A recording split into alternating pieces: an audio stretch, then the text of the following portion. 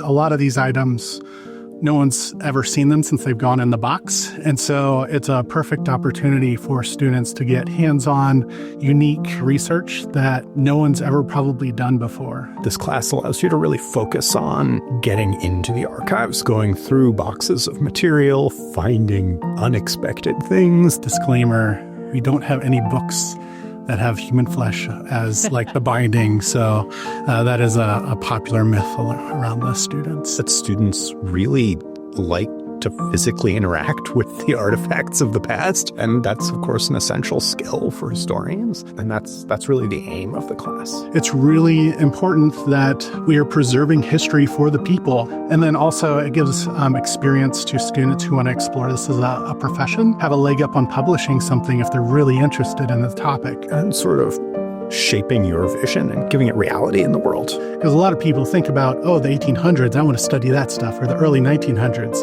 But we're collecting today as well. Often interview people who are still around, right?